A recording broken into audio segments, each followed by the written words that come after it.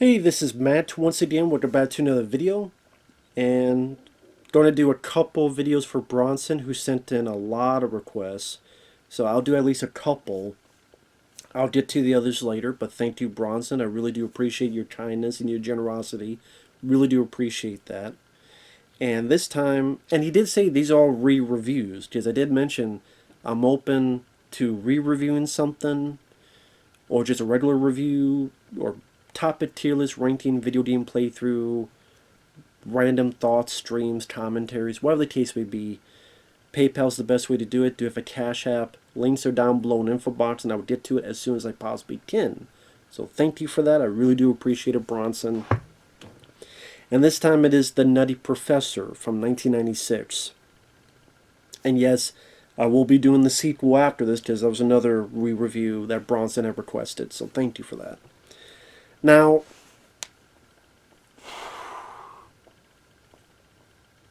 the reason I'm doing this is because I know a lot of people disagree with this review. Because this is a beloved movie, beloved comedy, considered one of Eddie Murphy's classics. For me, when I think of Eddie Murphy, the movies I like, the movies I love, the movies I grew up with, the movies that I gravitate more towards, that is more my cup of tea, is more my interest. For him, The Golden Child, 48 Hours, Beverly Hills Cop 1 and 2, Metro, even your Showtime. Hell, I like Beverly Hills Cop 4. I thought that was pretty good. There are more movies about him trying to be a smartass, trying to throw his quick wit, zany one-liners, and trying to work himself out of a situation with his wit, his mouth, his creativity, his rapid-fire delivery at times. Even the Distinguished Gentleman, I like that one. So much that I stuttered. Oh my god. Anyway. The shtick that he has playing multiple characters was never my forte. What I mean by that is that's not what I get gun-ho about, is someone playing multiple characters. Now, there are films that have done that can do it well, of course. But it's not what I gravitate towards for comedy. It's just not. Same, especially for Eddie Murphy. I don't go to Eddie Murphy films to see him play multiple characters. If it does for you, cool. And I get it. He's trying to do something a bit different, which he did in Coming to America, which I don't mind. I don't love Coming to America, but I don't mind it. That I do like. I don't love it, but I liked it. The sequel, fuck no. And I will say this, Coming to America 2 is worse than this movie, the next movie, you know. The only one it may not be worse is Norbit. Because I still think Norbit is worse, but Coming to America 2 is his second worst, and that may switch from time to time.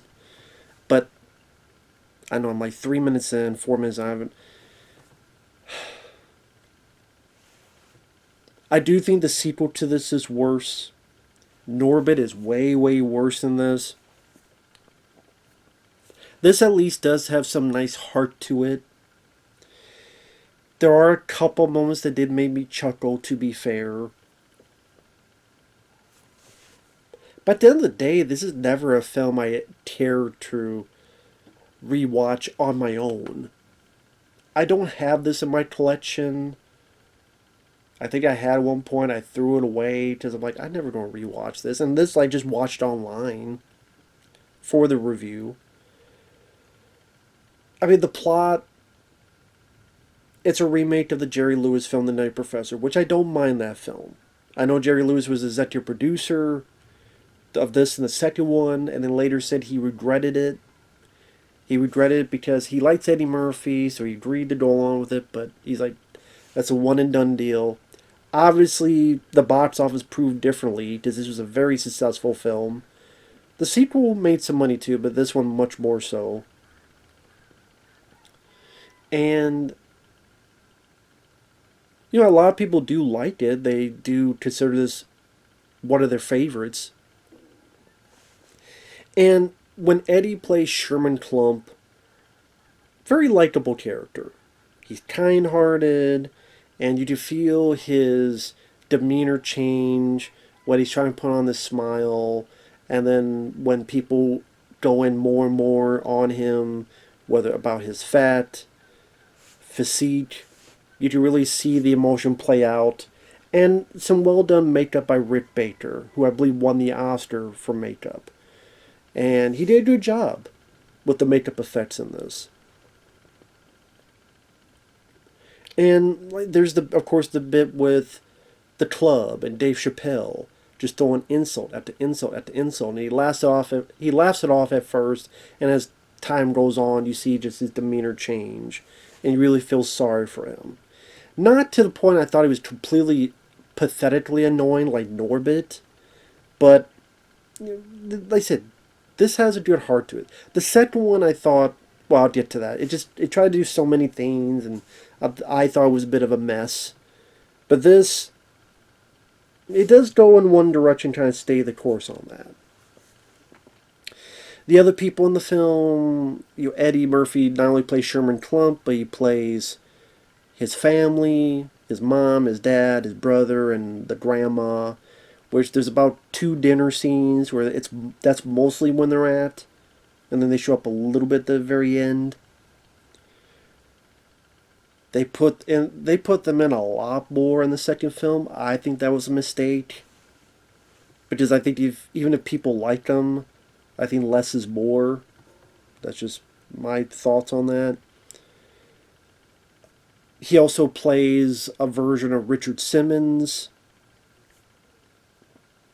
and he plays, of course, Buddy Love, where he takes the formula, he changes to Buddy Love, and then becomes a Jekyll and Hyde, where Buddy Love, the women want him, and he's much more nasty, much more mean-spirited, while, of course, Sherman Klump is more the likable, lovable, kind-hearted guy. And Buddy Love going to take the credit for this formula and go to his alumni ball. Jada Pinkett, this is before she was Jada Pinkett Smith, she becomes the girlfriend in the film, which I know she's not in the second film for a couple reasons. She did fine. She did. I'll be fair. I don't like Jada Pinkett. She seems like a snake woman, a real two-faced piece of shit, twat waffle. But acting-wise, she did decent in this. She did. I gotta be fair on that. Dave Chappelle, the 2 times he's in this, just one, it's him bashing Sherman Klump, and the other is Buddy Love firing back on him. I would say it's my favorite scene in the movie, because it's great to see Dave Chappelle and Eddie Murphy go back and forth, especially the second time. Just the first is more just Eddie as Sherman receiving all the criticism, but them firing back and forth when Eddie's Buddy Love, I would say is my favorite scene in the movie. Now, I know originally it was supposed to be Marlon Wayans to play the Dave Chappelle role, but Marlon Wayans, I think he had to rework Don't Be a Menace to South Central While Drinking Your Juice in the Hood. Rework that film and make it a funnier film and concentrate more on that. Which, of course, then Marlon would later get to work with Eddie on Norbit. Granted, I think that movie's a piece of shit, but I know Eddie is one of his heroes, so hey, if it worked out for him, then oh well. Because I don't mind Marlon Wayans. But Dave Chappelle did a great job in this. What else? Larry Miller, he's been in a lot of stuff. He was in those films like Best in Show, films of that nature. He was also in Pretty Woman. I think he was also in Suburban Commando, one of the guys that Christopher Lloyd would work for. He's always good in these type of roles where he's the snarky asshole boss, or he just has that demeanor to him that just works well in these type of movies. And he comes back for the sequel. So I always liked Larry Miller. thought he did good in these type of roles. So as you see, there is stuff I don't mind in this film. It's just that more so in the second and Norbit, but it's just like a lot of fat jokes and fart jokes and some gross out moments. Whether it be hamsters have escaped, and there's been where one of them shits in Larry Miller's coffee, and Sherman tries to warn him, but then Larry Miller drinks the coffee with the shit pellets in it. Or the dinner scene, it's a lot of the family being fat, talking about being fat. Hercules, Hercules. And then the father farting. I think at least 2 or 3 or 4 times farting. There's a nightmare scene he has when it's all like so much is like either fat or fart jokes. And like fat jokes can only go so far, at least for me, before it just gets tiring. Where okay, like the slip of the tongue, I'm fatter or I'm flattered. That's kind of funny, but it's also okay. He's erasing the board because his stomach's too big as he's doing the thing, or he's able to sneak in, or he's working out, and while someone's doing a dumbbell, he has a Snickers bar going back and forth, or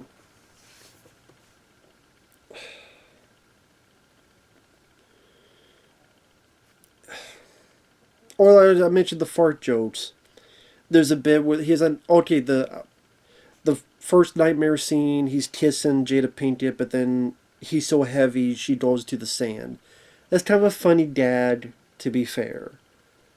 But then you also have the other nightmare scene where he gets bigger and bigger, and he's as fat as Godzilla, and then he lets out a big, massive fart, and a guy lights it, and it blows up the whole city, and they try to do that in the next one, where they also put Star Wars into it, which I thought was even more annoying.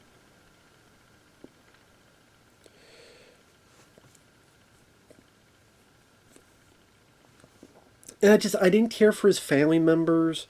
Maybe the grandmother, because I thought Eddie's voice on that was kind of funny.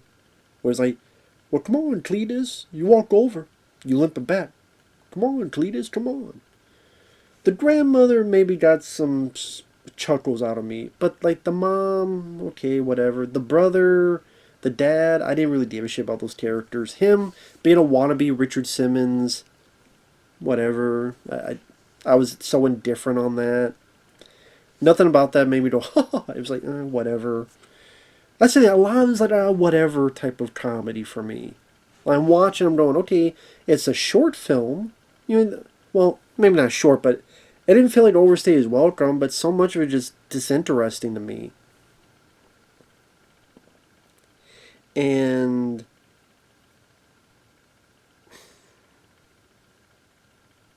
Jada Pinkett does fine.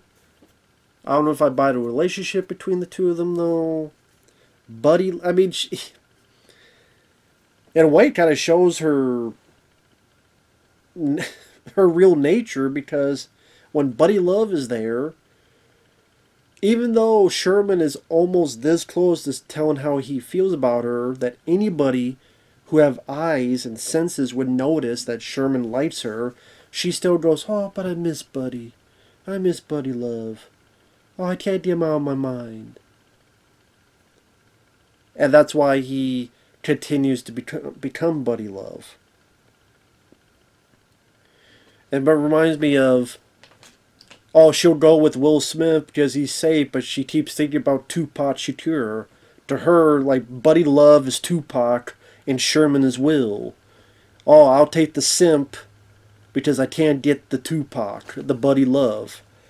I know I'm looking too much into it, but that's how I view it now. So to me, I'm like, wow, Jada Pinkett is playing herself. Like, she really wanted the Tupac, but she'll go and put a smile on her face. And then the second one, she's gone. Just like she should be gone with Will Smith, because what made Will Smith lose his fucking balls and his mind. But I know in the second film, I think she got pregnant. Plus, she had got married to Will Smith. Yeah, she was pregnant, so she couldn't do the film. And then I think sometime later she got the Matrix sequels. And they take so long to be made because they're doing 2 films in that video game, which I still haven't played yet. But I think it's on my modded system, so that version might work, the Enter the Matrix. Because it seems like if you get the actual disc, it never fucking works. But I think now that it's in the modded system, it will work. So I never played that one. But anyway. Sorry, damn sinuses. But you know, the finale of the film, he's like, no more Buddy Love, but Buddy Love screws him over. Screwing him over before, because Buddy Love had all these girls, and then when he changed back, Sherman Tom wakes up and there's like 3 girls. Jada Pinkett comes in and goes, oh, you guys shared girls? No. Before he could explain, she leaves him and dumps him. Although they were never together in the first place, because you never said that you wanted to be with him anyway. So it's like, why do you care? Like, you're with Buddy Love. You want to get in his pants. Sherman can't get laid. He's a guy who's fat, who, during a dinner scene, the mom pretty much says he's a virgin. So now you don't get mad. Let's say she never knows about the whole sci-fi angle. Oh, this guy gives him some poontang, and you get mad about it? You didn't say anything about it to begin with. So the guy gets some ladies, gets laid, you weren't giving it to him. And you kept yapping about Buddy Love, where's Buddy Love? You want Buddy Love's dick in your mouth. So let Sherman get some poontang. Which he didn't even get to do it, just Buddy Love got it. But anyway, even if that was the case, even if he did, why do you care? Does it seem like you didn't give a shit to give him some poontang? Or give him the time of day? So put him in the friend zone, you bitch. Fuck you, Jada. Suck a ball. Sack. Anyway. But yeah, then Buddy takes the credit, so then Sherman gets fired, and then he throws the formula away, but then Buddy's put it in these dyed shapes, screwed him over, so Sherman becomes Buddy Love again. And then I always forget that the ending of the film seems really a bit quaint. I guess because with these type of comedies that are summer, just expecting like a bigger chase scene, action sequence, but it's more just the special effects. He's getting bigger, his lips getting bigger, the CGI, and then he's fighting with himself. He's fine with himself until he goes back to being Sherman. He apologizes. Jada says, why didn't you tell me? He says, why? And then they start dancing. I guess he's not fired because in the next one, he's still there working with Larry Miller. You know, the CGI doesn't hold up the best.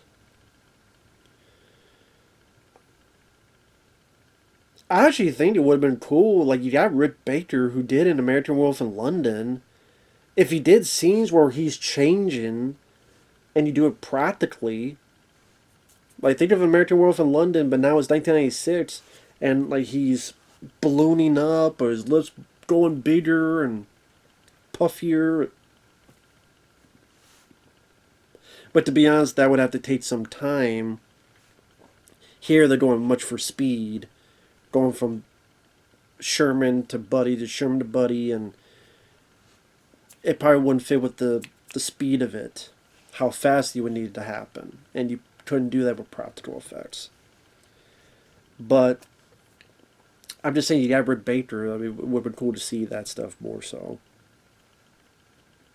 like a comedic version of American Wolf in London, like a comedic version of that transformation done practically. I think that would have been cool to see, but oh well.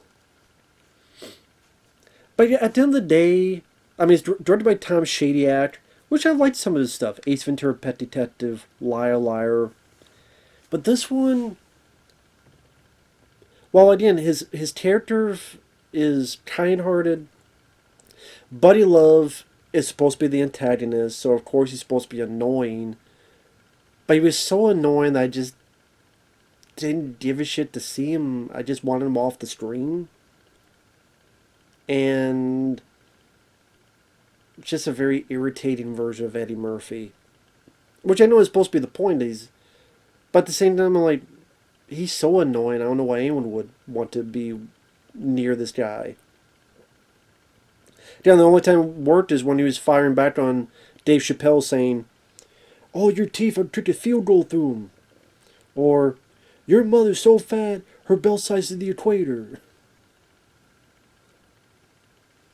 But yeah, again, the fat jokes, the fart jokes, the CGI not really being up to par, which, I mean, that's not fair to say, because 1996, they did what they could. It's just one of those films I just never really care to revisit, never really care to rewatch, and again, like I said at the beginning, it's not why I go to Eddie Murphy films. It's like Jackie Chan. I don't go to Jackie Chan films to see him play a superhero or doing stuff where there's a bunch of CGI. No, I go to see because he could do the stunts himself and the actual action sequences himself, not being helped by CGI and other gimmicks. Same with Eddie Murphy. And I know that might be unfair because I'm pigeonholing him into a narrow field, but I'm just being honest about it. So, take that for what you will. So, again, I know a lot of people like the film. No one will agree with me. That's fine. It's not my job to agree and make you agree with me. It's just give my honest opinion. So, thanks for watching. Take care, and we'll see you guys later. Oh, one thing. My favorite character in the movie is the Shelly, which is the fat hamster, which I think that was done by Rick Baker's effects. Because he's testing these hamsters, and there's this one little fat one, and he like feeds it. I thought that was cute, and again, that was my favorite character in the movie. I don't think you ever saw that in the second half of the film, which is a shame. More so than the first half, but again, that was, I thought, that contrapt that creature, that hamster that they made, creature, how you want to put it, that Rick Baker. I thought that was cute, very cute.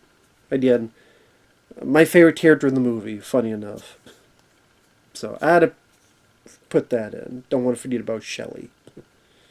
So thanks for watching. Take care, and we'll see you guys later. Bye bye.